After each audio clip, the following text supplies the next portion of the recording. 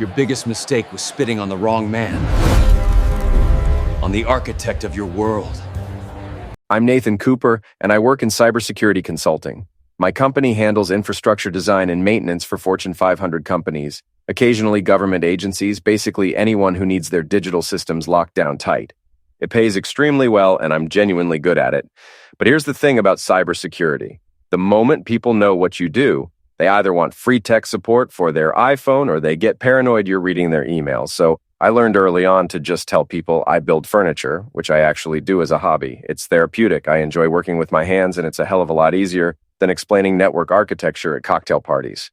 My wife Rachel works for Summit Creative, this massive marketing agency that charges 6 figures to tell companies their logo needs to be more dynamic. She's legitimately brilliant at what she does. Always has been since we met in college. Every year, Summit throws this enormous corporate party at a rooftop bar downtown. We're talking marble floors, crystal chandeliers, appetizers that cost more per bite than a regular meal, and jazz music that sounds like cats walking on a piano. The kind of event where everyone's smile is rehearsed, and their handshake comes with a mental calculation of your net worth. Rachel had been stressing about this party for weeks. Her boss, Derek Walsh, ran the creative department like a dictator with a Pinterest board and an ego the size of Texas. The guy was legendary at Summit, and not in a good way. More like the kind of legend involving HR complaints that mysteriously disappeared and junior employees who requested transfers after working under him for a few months. He wore suits that probably cost more than our mortgage payment and used enough hair gel to survive a hurricane. The night of the party, Rachel looked absolutely stunning in this emerald dress, while I threw on a navy suit I'd owned since 2019. We showed up, and immediately the atmosphere was thick with corporate posturing. Everyone was networking like their lives depended on it, which for some of them it probably did. There was Jeremy from Digital, who wouldn't shut up about his podcast that had maybe 50 listeners, Sandra from Client Relations laughing too loud at her own stories, and Todd, who tried to explain blockchain to anyone who made eye contact. I was doing my usual thing at these events, standing around with a beer, being Rachel's +1, nodding politely while people discussed quarterly projections like they were solving world hunger. Most of her coworkers knew me as the carpenter husband, the guy who made furniture and showed up to smile at parties, which was completely fine by me. Let them think I spent my days at Home Depot arguing about lumber grades. It kept things simple. About 2 hours into the party, I noticed the energy shift. Derek Walsh started making his rounds, working the room like a politician. He had that kind of presence where everyone suddenly straightened up and laughed just a bit too hard at whatever he said.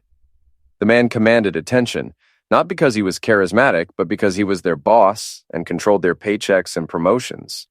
He was clearly drunk when he approached us, swaying slightly with that overconfident smile people get when they've had 3 drinks too many.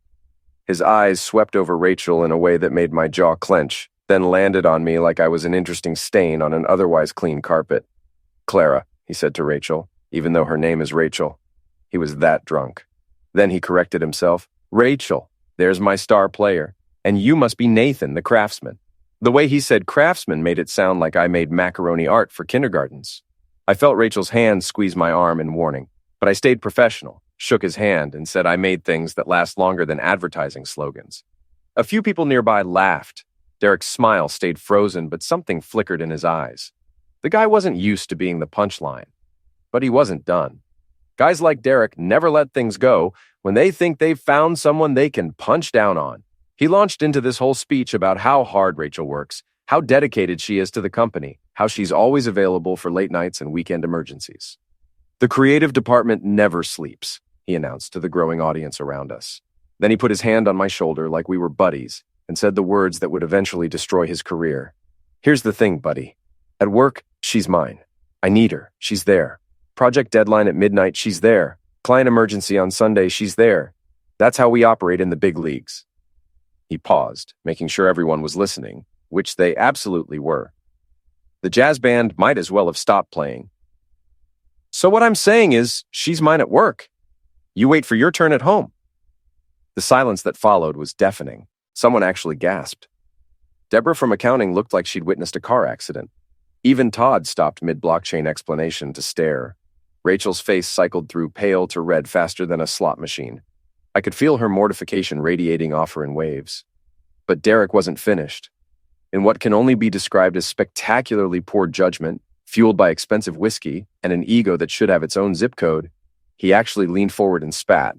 Not a full spit, but one of those dismissive gestures that's somehow worse, like I wasn't worth the effort of a proper insult.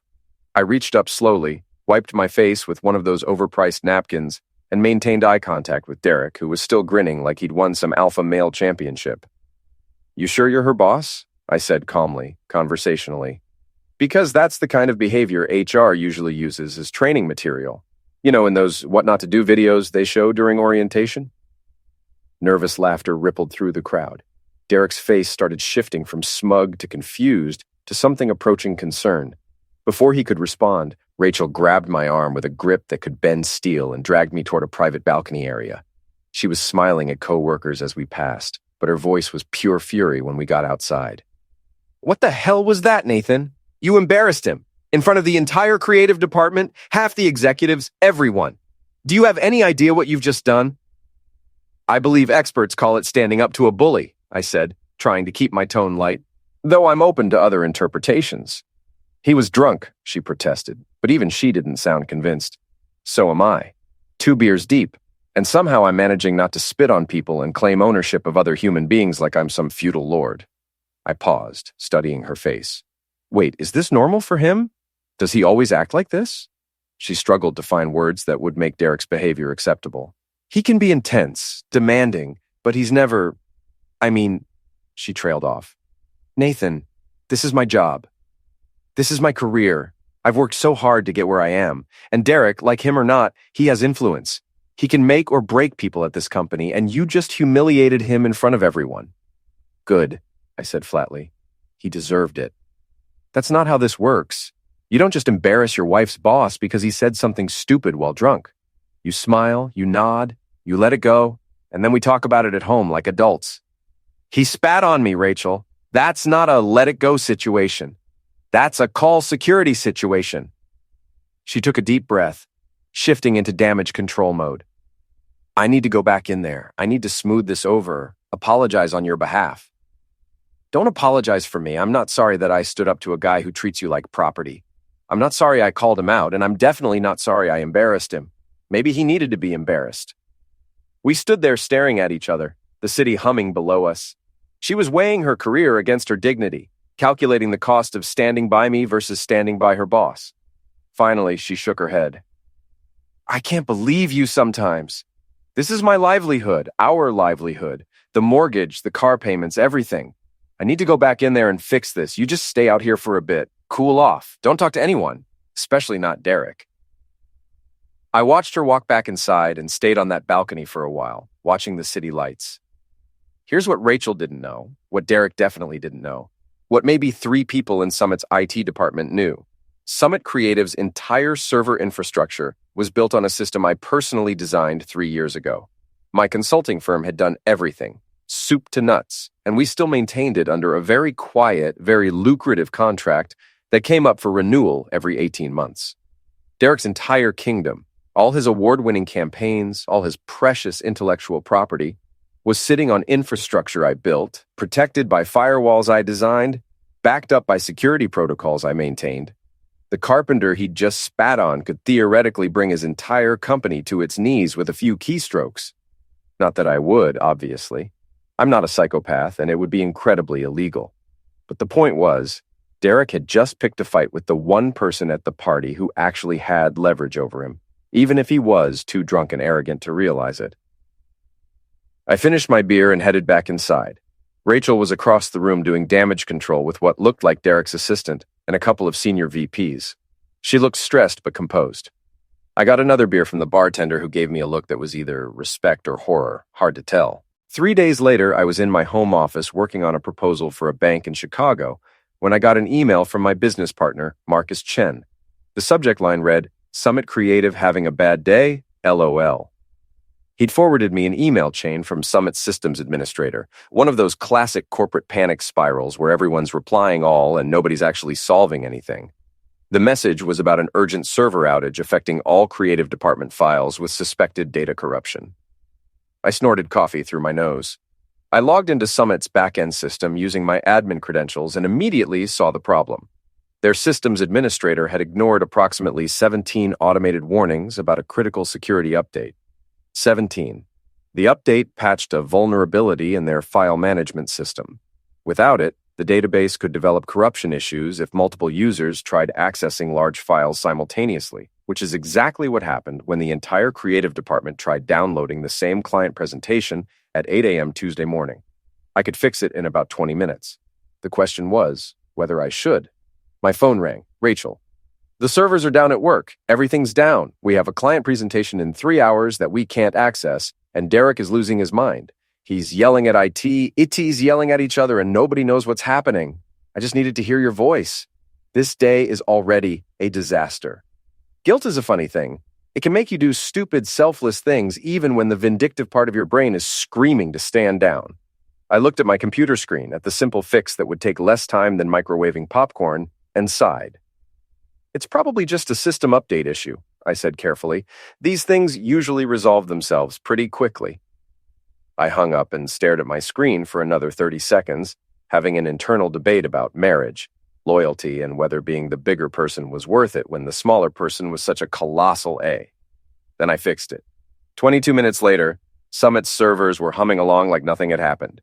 I'd patched the vulnerability, cleaned up the corrupted data, and even optimized a few things because I'm a professional and I take pride in my work, even when the client is a jackass. About an hour later, Marcus forwarded me another email. This one was from Derek himself, sent to the entire company with that self-congratulatory tone managers use when they want credit for something they had nothing to do with. Team, thanks to my direct intervention and quick thinking, we've resolved this morning's technical issues. I worked closely with our IT department to identify and fix the problem. This is why strong leadership matters in crisis situations. I actually laughed out loud. The man had gone from screaming at IT to taking full credit for a fix he didn't even know had happened. Dude, did you see this? Marcus texted. You gonna say something? Nope, playing the long game now. See, here's what Derek didn't know. Every action on their system was logged, time-stamped, and attributed to specific user accounts. My user account specifically. But more importantly, Derek's little heroic narrative had caught the attention of someone who mattered. By Thursday afternoon, Rachel called again with different energy entirely. You're not going to believe this. The board decided to do a full IT audit. Something about wanting to understand our technical infrastructure after this week's outage. Derek's been bragging about his tech skills, and apparently someone on the board actually knows about computers and wants to verify our systems are solid. She laughed. He's been in meetings all day. It's kind of satisfying, actually. Audits are thorough. They look at contracts, vendor relationships, system logs, everything. And when Summit's board brought in auditors to examine the company's cybersecurity infrastructure, they were going to find something very interesting in the confidential vendor files, a contract with Cooper and Chen Cybersecurity Solutions, with me listed as senior consultant and primary system architect. By the following Monday, my phone wouldn't stop buzzing with texts from Rachel. Confused texts. Okay, so something weird is happening. Call me when you can. I was at Home Depot, actually doing carpenter stuff because irony is alive and well when she called. Nathan, what did you do? I'm trying to decide between early American and special walnut wood stain. Why? What's up? Nathan, I'm serious. What did you do? Everyone's talking. The audit report came back, and apparently your name is all over it. People are saying you're not a carpenter, that you're some kind of cybersecurity expert, that you built our entire server infrastructure. Is this true? The cat was out of the bag. Yeah, about 3 years ago, my company got the contract. It's good work, solid pay, interesting challenges. I didn't mention it because honestly, it never really came up. You were excited about your job. I was doing my thing, seemed easier to keep work separate. Easier? She repeated the words slowly. Nathan, do you have any idea what's happening here right now? Derek found out this morning during the executive briefing. Apparently, the CFO mentioned that we should thank Nathan Cooper's firm for saving us 6 figures in potential breach costs last quarter. I grinned. Oh yeah? How'd Derek take that news? He turned white, like vampire white, like he'd seen a ghost or gotten a tax audit. Then he just sat there for the rest of the meeting looking like someone had told him Santa wasn't real and also he owed Santa back taxes.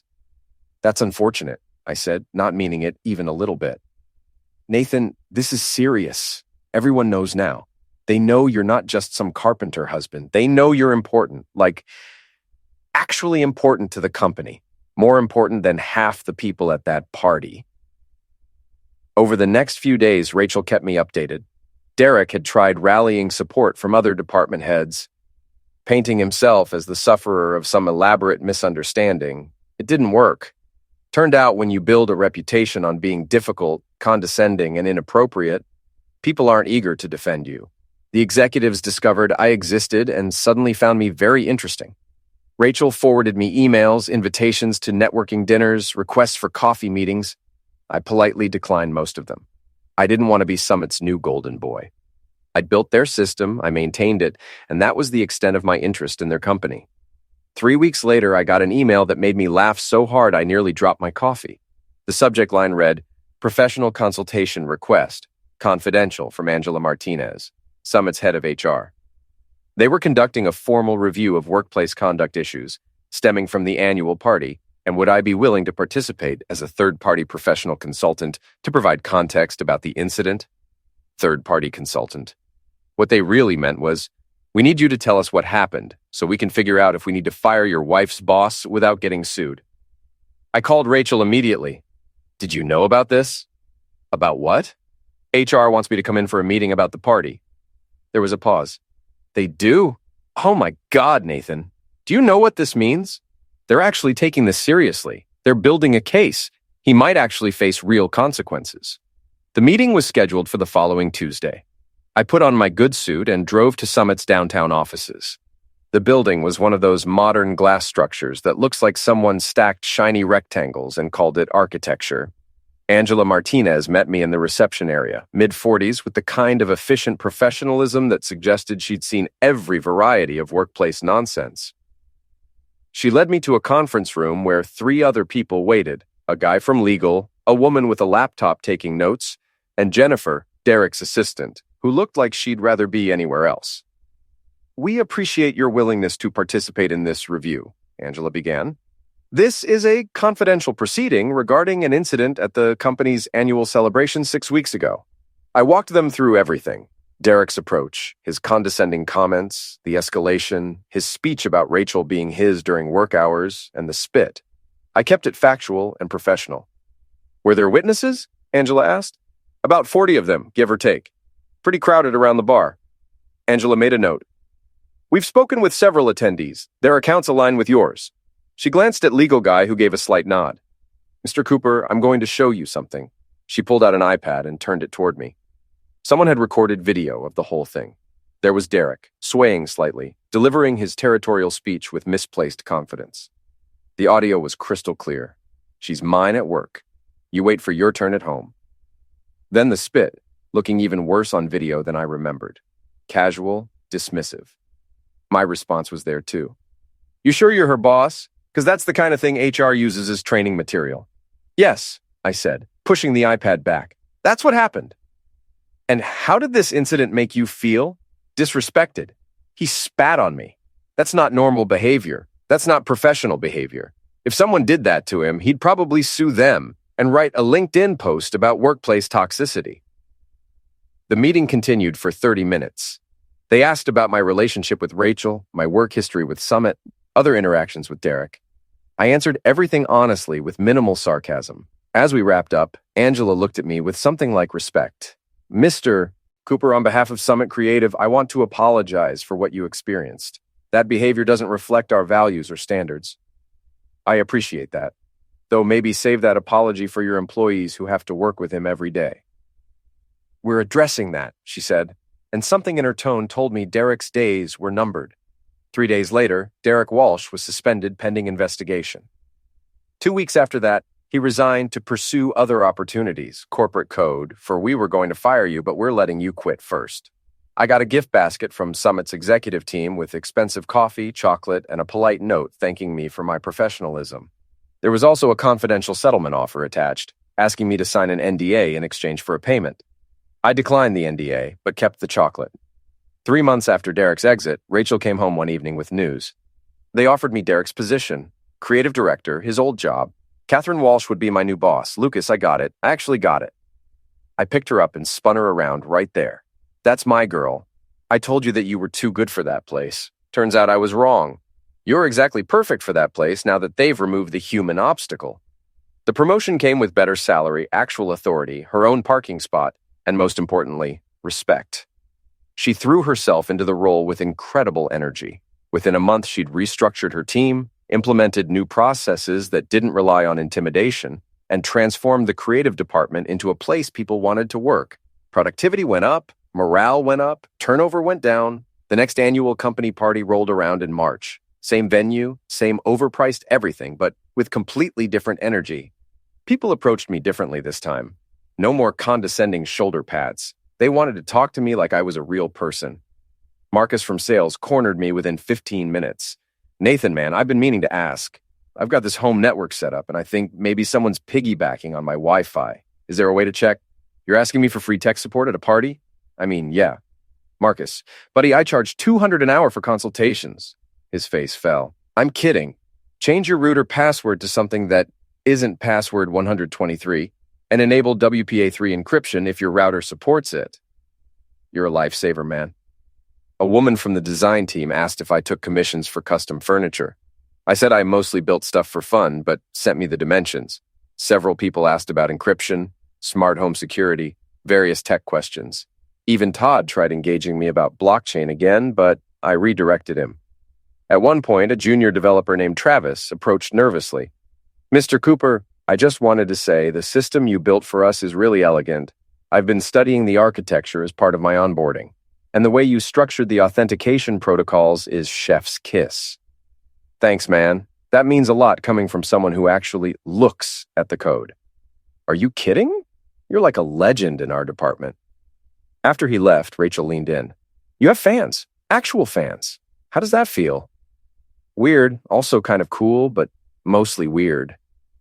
Later in the evening, a small group gathered around me, techies and creatives asking about penetration testing, vulnerability assessments, whether I really built furniture or if that was a cover story.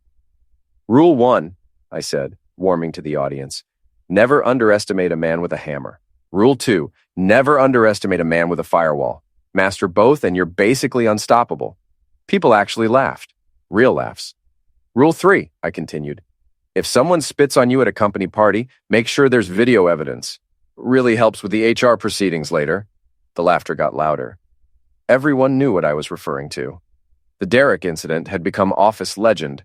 The real kicker came almost exactly 1 year after the original party. I was at a cybersecurity conference in Chicago, speaking on a panel about infrastructure security. Walking through the exhibition hall afterward, I spotted Derek at a vendor booth. He was wearing a cheap polo shirt with some startup's logo, doing demos for uninterested attendees. The guy who'd once strutted around Summit like royalty was now working a conference booth, probably making a fraction of his old salary. I could have walked away, taken the high road, but I'm petty enough to appreciate cosmic justice up close. I walked over to his booth, hands in my pockets. Casual. He didn't recognize me at first. Then recognition hit and his face cycled through 17 emotions in 3 seconds. Surprise, confusion, fear, embarrassment. Nathan, he said, voice cracking slightly. Wow, hi. I didn't expect to see you here. Funny, I work in cybersecurity. This is a cybersecurity conference. Where else would I be? Right, of course. He was sweating now. You were on that panel earlier, weren't you? I was. You catch any of it? No, We've been pretty busy here at the booth. He gestured at the empty space around him. The booth next to his had at least 15 people. His had me and nobody else. Looks like it, I said, not hiding the sarcasm. Awkward silence settled between us. He fidgeted with a stylus, clicking it repeatedly. The polo shirt looked cheap. His hair was different too, less aggressively styled. So, he said finally, you're doing well, I see. Big panel, probably consulting for major companies. Good for you. Yeah, it's going well. Rachel's doing great too, in case you were wondering. Creative director now. Your old job, actually. Well, I say your old job, but really she's made it into something completely different. Better. People actually like working there now. Productivity's up, morale's up. Funny how that works when you treat employees like human beings instead of property. The color drained from his face. Look, Nathan, about that night. The night you spat on me, I interrupted, keeping my voice conversational. The night you told me I had to wait for my turn with my own wife, that night, I was drunk. I made a mistake. I've apologized. No, you haven't. You made excuses. You tried to blame Rachel for not warning you about who I was. You never actually apologized, Derek. You just got caught and had to face consequences for the first time in your probably very privileged life. He looked like he wanted to argue, but something in my expression stopped him. What do you want me to say? Nothing. I don't want anything from you. I'm just enjoying the view. The universe has a way of sorting things out. You thought you were untouchable at Summit. Thought you could treat people however you wanted because you had power and influence and a fancy title. And now here you are, working a booth at a conference, probably making a fraction of what you used to make, trying to convince people to buy software that, I glanced at his display, appears to do exactly what every other security solution does, but with a prettier interface. It's a good product, he said defensively, but there was no conviction in it. I'm sure it is, and I'm sure you're doing your best with it. But here's the thing, Derek. You had everything. A great job, talented team, resources, respect, and you threw it all away because you couldn't handle the basic concept of treating people with dignity. That's not bad luck. That's not circumstances, that's choices. I watched him process this, saw him trying to find some comeback. He opened his mouth, closed it, opened it again like a fish gasping for air. For what it's worth, I hope you learned something from all this. I hope you're different now, better. But honestly, I don't really care either way. You're not my problem anymore. You're not Rachel's problem anymore. You're just a guy at a booth at a conference. And I'm just a guy walking by. I started to walk away, then paused and turned back. Oh, and Derek, just so we're clear on the final score here, Rachel's running your old department and killing it. I'm on panels and consulting for companies that actually value expertise over ego. And I gestured at the booth, at the cheap polo shirt, at the empty space around him. Well, you're here. His face had gone red now, that particular shade of humiliation mixed with impotent rage. You think you're so much better than me. I don't think about you at all, actually, I said, borrowing a classic line. But if I did, yeah, I'd think I was better. Because I don't spit on people. I don't claim ownership of other human beings. And when I screw up, I apologize instead of making excuses. I patted his shoulder, the same condescending gesture he'd used on me a year ago. Good luck with the booth, buddy. Hope you sell whatever it is you're selling here. I walked away without looking back. Behind me, I could hear him sputtering something, probably trying to formulate a comeback that would never come. I pulled out my phone and texted Rachel. You're not going to believe who I just ran into. She replied within seconds. Who? Derek, working a vendor booth at the conference, looking like someone who finally learned that actions have consequences. OMG. How was it? Therapeutic. Very therapeutic. That evening, I called her from my hotel room. We talked for an hour about the conference, about Derek, about how far we'd both come in the last year. Do you feel bad for him? She asked. I thought about it. Really thought about it. No, I feel like justice happened. Not because I made it happen, but because the universe has a way of correcting itself. He built his career on intimidation and ego, and that foundation crumbled. That's not my fault. That's just gravity. You're very philosophical tonight. I'm very petty tonight, but I'm dressing it up in philosophy to sound mature. She laughed, that genuine belly laugh I loved. I'm proud of you, for standing up to him then, for being gracious now. I wasn't gracious. I was sarcastic and pointed and definitely rubbed salt in the wound.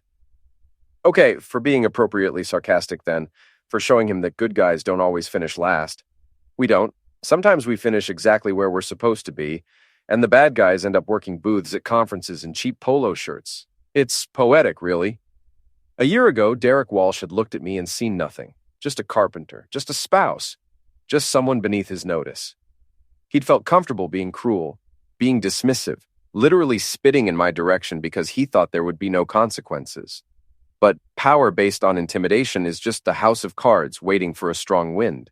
And sometimes that wind comes from the most unexpected directions. From the carpenter who turns out to be the guy keeping your company's servers running. From the wife who's better at your job than you ever were. From the universe itself deciding that enough is enough. I'd once thought the best revenge was watching someone realize they'd picked the wrong fight.